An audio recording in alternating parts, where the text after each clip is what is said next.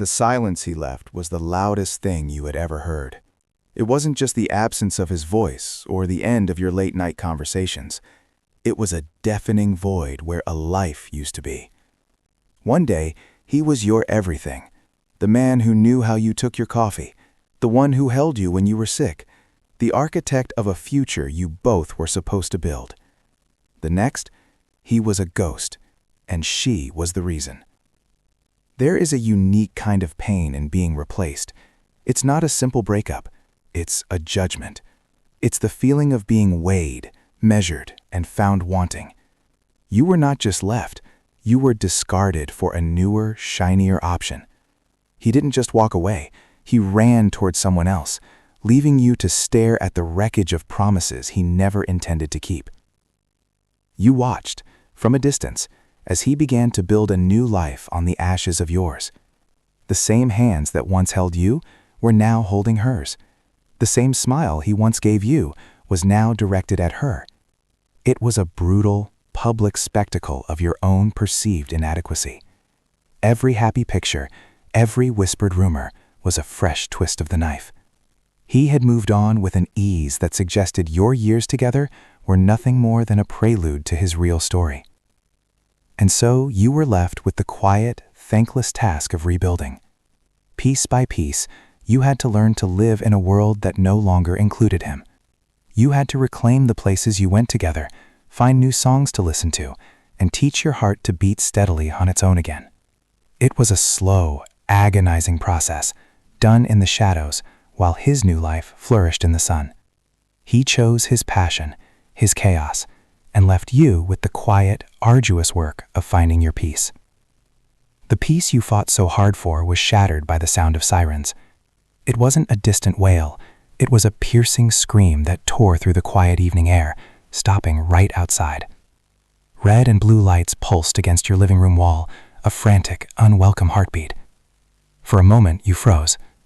Trouble had always lived somewhere else, on other streets, in other people's lives. But now, it was at your curb. Curiosity, a cold and cautious thing, pulled you to the window. And then you saw him.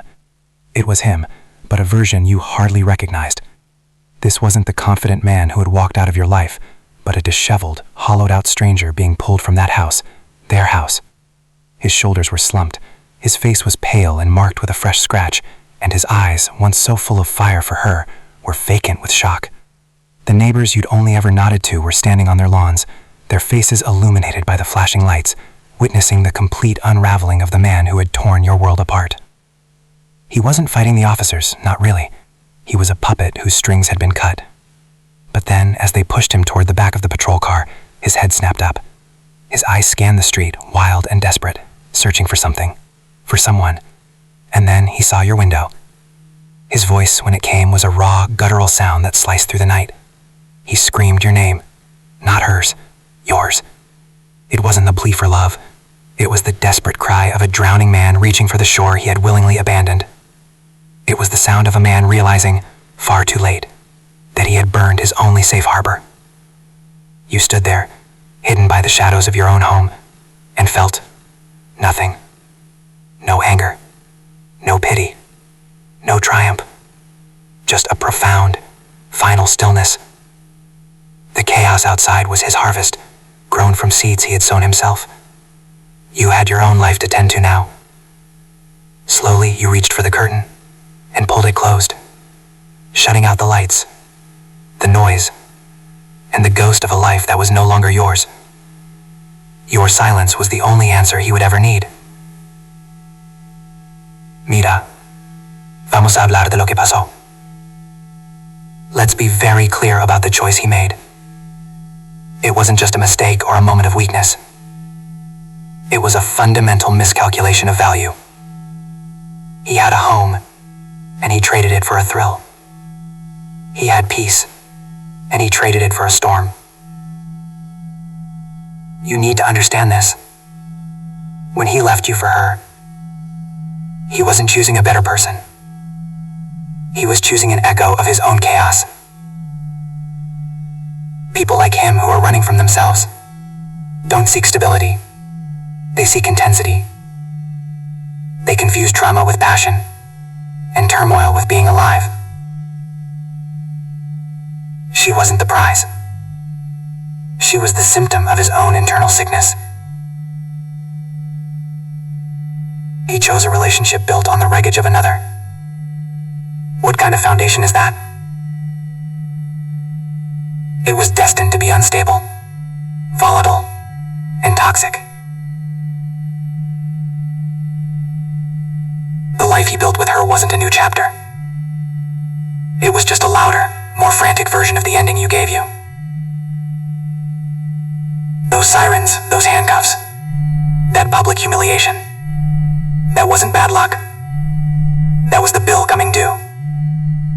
It was the predictable, inevitable collapse of a structure built on betrayal and impulse. So when he screamed your name, don't for a second believe it was about love for you. It was the terrified cry of a man who finally realized he had traded gold for glitter. In that moment of complete ruin, his mind didn't go to his passion or his new life.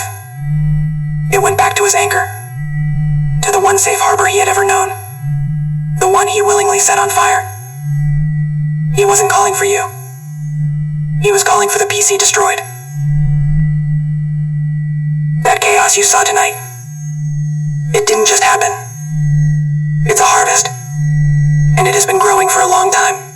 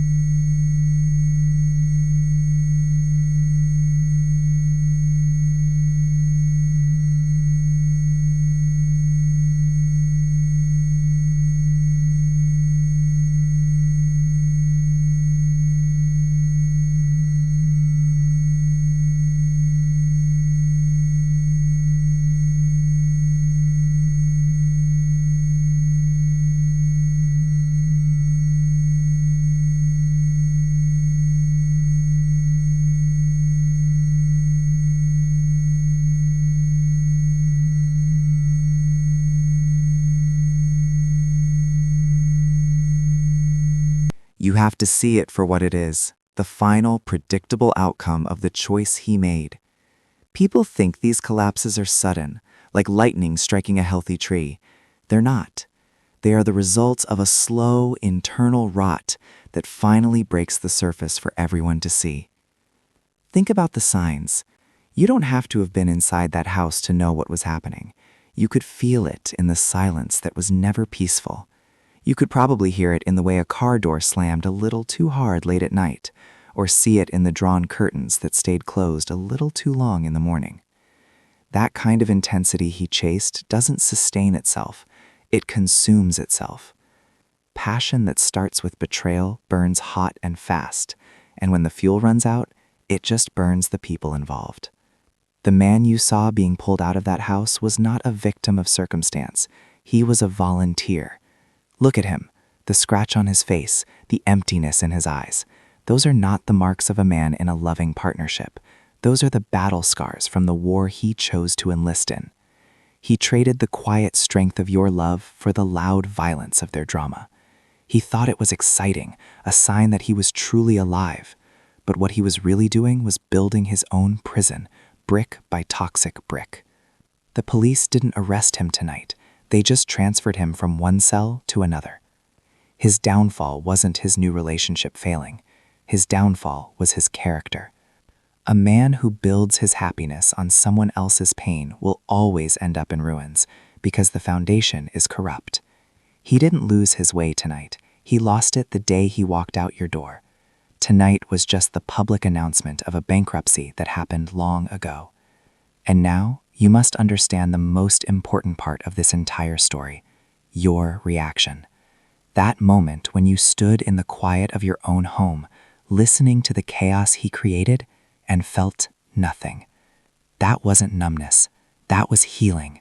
That was the final, beautiful, and silent arrival of peace. When he screamed your name, it was the sound of a man trying to rewrite the end of his own story.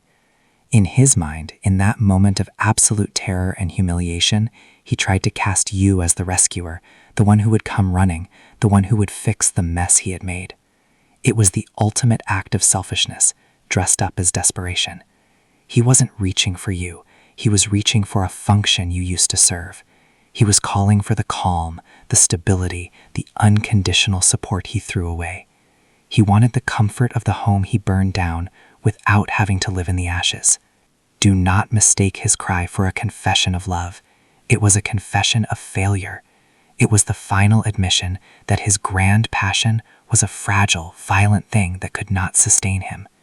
In his darkest hour, his mind didn't run to the woman he chose. It ran from her. It ran back to the only real thing he ever had. But here is the truth he can never accept. You are not a place he can return to.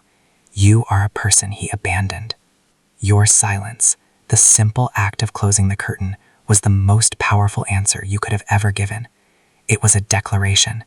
It said, "That is your storm, not mine." It said, "You do not get to make your rock bottom my problem." It said, "The peace I have in this house, I built with my own 2 hands, and you are not welcome here." There is a profound strength in refusing to attend a chaos you've not been invited to, especially when the person screaming for you is the one who kicked you out in the first place. His life with her was built on a lie, the lie that intensity is more valuable than intimacy, that drama is a substitute for devotion. He chose a firecracker, and for a while the explosions were probably thrilling, but firecrackers burn out.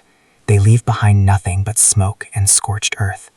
You were the candle he found boring, but you were the one who could have kept him warm through the longest, darkest nights. He didn't realize that until the fire went out, and he was left freezing in the dark. So let this be the final lesson. His downfall was not your victory. It was simply the natural conclusion to his own story. You didn't need to see him fail to know you had succeeded. Your success was measured in quiet mornings with coffee that you made for yourself. It was in the songs you learned to love again. It was in the steady rhythm of your own heart, beating for you and you alone. He is no longer your responsibility. He is a ghost, a cautionary tale, a noise in the night that has nothing to do with you anymore. You closed the curtain not just on him, but on the person you used to be. The woman who would have run out into that street. The woman who would have mistaken his desperate cry for a sign of her own worth. That woman is gone, and in her place is you, whole, peaceful, and finally, completely free. Let's talk about the signs, because a collapse like that doesn't just end when the sirens fade. That's the spectacle. The real punishment is the quiet that comes after. It's what you might see if you were to pass him on the street today, a ghost walking in the daylight. First, look at his face. The arrogance he wore like a shield is gone. In its place is a deep, settled weariness. It's not just the look of someone who is tired, it's the look of someone who is haunted. His eyes don't hold anger or defiance anymore. They're hollow, constantly scanning his surroundings, not out of curiosity, but out of fear. There's a tightness around his mouth, the kind that comes from holding back words you can't afford to say. He looks older, not in years, but in consequence. The man who chased a storm now carries the permanent gray sky of it on his own face. Then, notice his behavior. He moves differently now. He used to walk into a room and own it. Now he seems to be trying to take up as little space as possible. His shoulders are permanently hunched, a physical manifestation of the shame he carries. He avoids eye contact, his gaze darting to the ground or over your shoulder. There's a nervous energy to him, a constant fidgeting of his hands or a quick, jerky turn of his head at a sudden noise. He's a man living in the aftermath, perpetually waiting for the next thing to fall. He walks quickly, not with purpose, but like someone fleeing a scene, even when he's just going to his car. He is running from a conversation that lives only in his own head. Finally, think about his environment, the life he chose. The passion he ran to has curdled into a cold, tense silence. That house is no longer a home, it's a holding cell.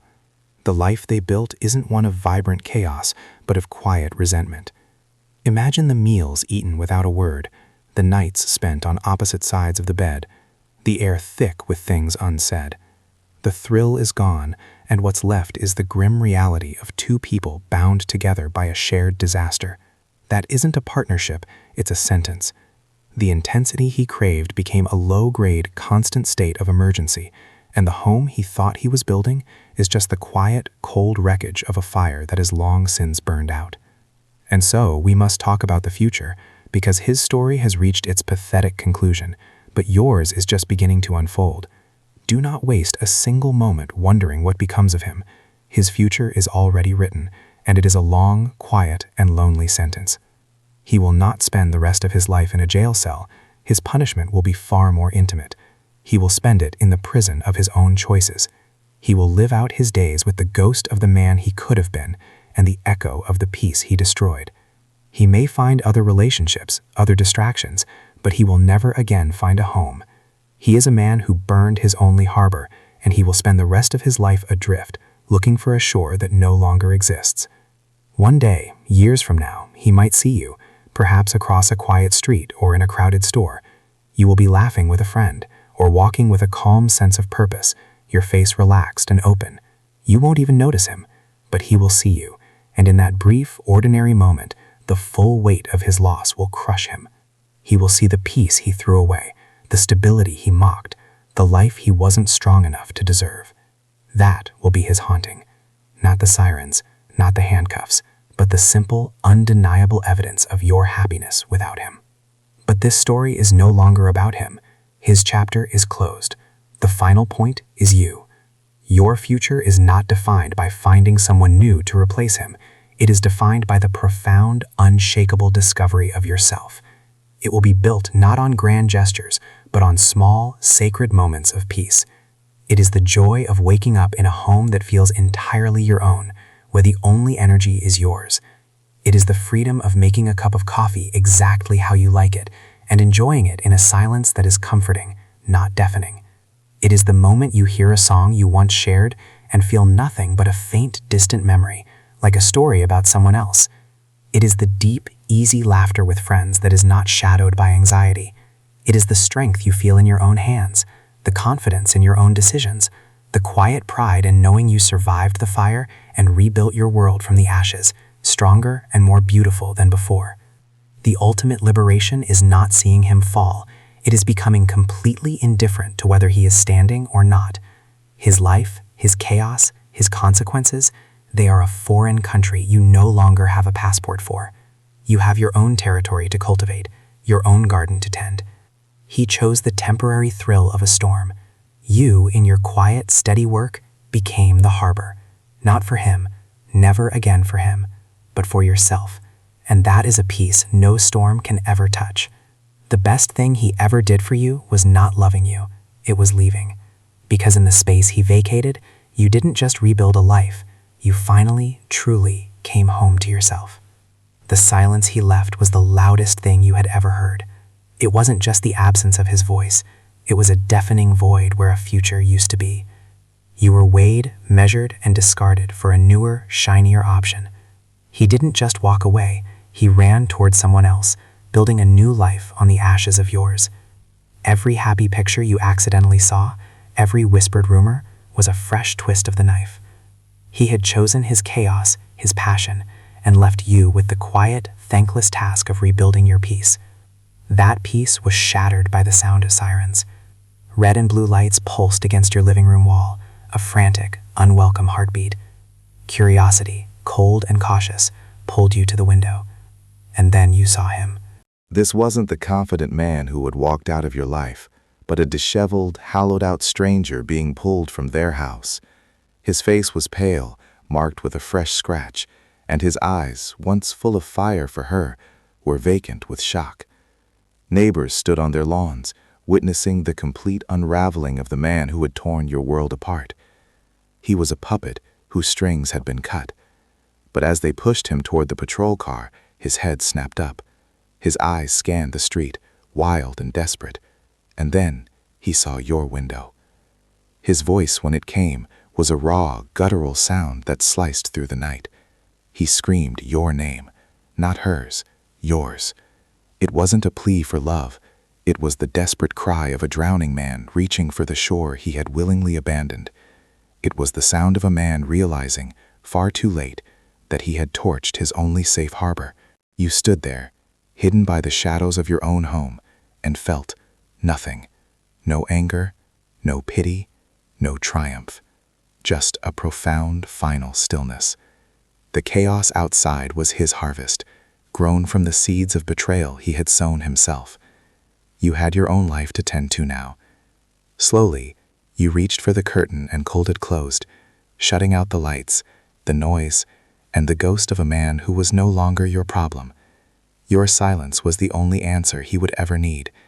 You had chosen your peace over the war he brought to his own door. And then the moment will come, not with sirens this time, but in a silence that is far more unnerving. After the public collapse, after the dust has settled on his disaster, he will crawl back from the wreckage. It won't be a grand apology under the rain.